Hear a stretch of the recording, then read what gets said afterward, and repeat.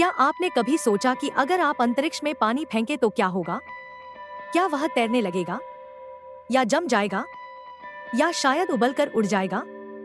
पानी हमारे लिए पृथ्वी पर तो बहुत सामान्य चीज है, लेकिन अंतरिक्ष में इसके व्यवहार को समझना बहुत चौंकाने वाला हो सकता है। आज हम जानेंगे कि जब पानी को अंतरिक्ष की कठिन परिस्थितियों में छोड़ा जाए तो क्या होता है। पानी के अंतरिक्ष में व्यवहार को समझने से पहले हमें यह जानना होगा कि अंतरिक्ष का वातावरण कैसा होता है। अंतरिक्ष एक निर्वात यानी वैक्यूम है। इसका मतलब है कि वहाँ कोई हवा नहीं है, कोई वायुमंडल नहीं है और कोई दबाव नहीं है। तापमान में भी बहुत उतार चढ़ाव होता है, जैसे सूर्य की सीधी रोशनी में अत्यधिक गर्मी होती और छाया में हड्डियां कंपा देने वाली ठंड। इसके अलावा अंतरिक्ष में माइक्रोग्रेविटी होती है। माइक्रोग्रेविटी वह स्थिति है जहां गुरुत्वाकर्षण की ताकत बहुत कम होती है और हर चीज तैरने लगती है। यही कारण है कि अंतरिक्ष स्टेशन में एस्ट्रोनॉट्स तैरते हुए दिखाई देते हैं। पहला प्रभाव, सतही तनाव या सरफेस टेंशन। अब कल्पना करें कि आप अंतर्राष्ट्रीय अंतरिक्ष स्टेशन के अंदर हैं और आपने कुछ पानी गिरा दिया, तो क्या होगा? वह पानी जमीन पर गिरने की बजाय, जैसा कि पृथ्वी पर होता है, एक पूर्ण गोल आकार ले लेगा। ऐसा इसलिए होता है क्योंकि पानी की सतही तनाव की ताकत उसे खींचकर गोलाकार बना देती है। पृथ्वी पर गुरुत्वाकर्षण सतही तनाव से अधिक होता है, इसलिए पानी बहकर नीचे गिरता है। लेकिन अंतरिक्ष में गुरुत्वाकर्षण के बिना पानी गोलाकार में आ जाता है और तैरता रहता है, बिल्कुल पानी से बने एक कंचे की तरह। अंतरिक्ष में पानी का व्यवहार क्या होगा अगर आप अंतरिक्ष यान के बाहर सीधे निर्वात में पानी फेंक दें? यहाँ चीजें और भी दिलचस्प हो जाती हैं, क्योंकि अंतरिक्ष में कोई दबाव नहीं है, बिल्कुल पृथ्वी की विपरीत। तो पानी अजब व्यवहार करता है, वह उबलने लगता है। पृथ्वी पर पानी 100 डिग्री सेल्सियस पर उबलता है, क्योंकि तब जलवाष्प का दबाव वायुमंडलीय दबाव के बराबर होता है। लेकिन अंतरिक्ष में, जहाँ दबाव नहीं होता, पानी सामान्य तापमान पर भी उबल सकता है। जैसे ही आप पानी अंतरिक्ष में फेंकेंगे, दबाव की कमी के कारण वह तुरंत वाष्पित हो जाएगा या उबलकर उड़ जाएगा। उसे तैरने या बहने का मौका भी नहीं मिलेगा, जैसा कि अंतरिक्ष स्टेशन के अंदर होता है। लेकिन यहाँ एक नया मोड़ आता है। अंतरिक्ष बेहद ठंडा भी होता है। ग्रहों या यानों की छाया में, जहाँ तापमान 0 से सैकड़ों डिग्री सेल्सियस से नीचे चला जाता है, पानी जो तुरंत वाष्पित नहीं होता, वह एक और अजीब प्रक्रिया से गुजरता है, तुरंत जम जाना। मतलब ये हुआ कि पानी उबलने से पहले ही ठोस बर्फ में बदल सकता है। अत्यधिक ठंड पानी के अणुओं को एक दूसरे से चिपका देती है, जिससे पलक झपकते ही पानी बर्फ में बदल जाता है। तो अगर आप अंतरिक्ष में पानी फेंकते हैं, तो वास्तव में क्या होगा? परिणाम उबलने और जमने का एक मिश्रण होगा, जो पूरी तरह से परिस्थितियों पर निर्भर करेगा। पानी का कुछ हिस्सा तुरंत वाष्प में बदल जाएगा, जबकि बाकी हिस्सा बर्फ में जम सकता है। कम दबाव और अत्यधिक ठंड के बीच यह एक खींचतान जैसा होता है, जिससे अंतरिक्ष में पानी का व्यवहार पृथ्वी पर देखे गए व्यवहार से बिल्कुल अलग हो जाता है। माइक्रोग्रेविटी में पानी कैसे व्यवहार करता है? अंतरिक्ष स्टेशन के अंदर चीजें अलग होती हैं। वहाँ की माइक्रोग्रेविटी पानी को अधिक अनुमानित तरीके से व्यवहार करवाती है।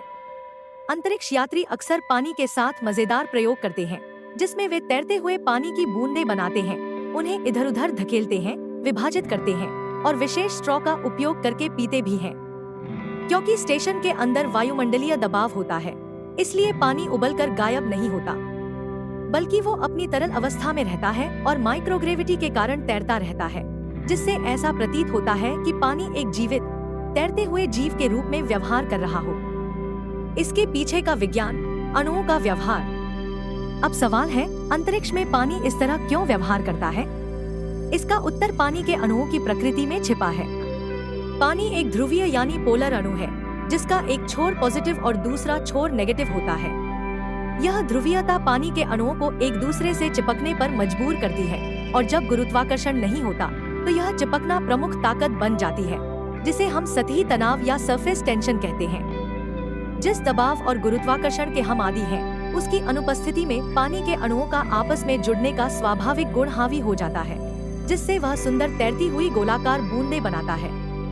अंतरिक्ष में पानी के व्यावहारिक उपयोग। यह ध्यान देने योग्य है कि अंतरिक्ष में पानी का व्यवहार समझना सिर्फ एक शैक्षणिक अभ्यास नहीं है। भविष्य के अंतरिक्ष अभियानों में पानी एक महत्वपूर्ण भूमिका निभाएगा, चाहे वह अंतरिक्ष यात्रियों के लिए पीने के पानी के रूप में हो या ईंधन के स्रोत के रूप में। इलेक्ट्रोलिसिस नामक प्रक्रिया के माध्यम से पानी को हाइड्रोजन और ऑक्सीजन में विभाजित किया जा सकता है, जो रॉकेट के लिए ईंधन या अंतरिक्ष यात्रियों के लिए सांस लेने योग्य हवा प्रदान कर सकता है।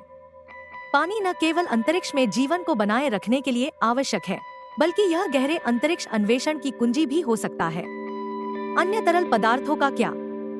जब बात अंतरिक्ष की आती है तो सिर्फ पानी ही नहीं है। अन्य तरल पदार्थ जैसे अल्कोहल या तेल भी अंतरिक्ष में लगभग इसी तरह व्यवहार करते हैं, लेकिन उनके रासायनिक गुणों के आधार पर कुछ मामूली अंतर हो सकते हैं। सामान्य तौर पर अधिकतर तरल पदार्थ या तो उबलेंगे या जम जाएंगे।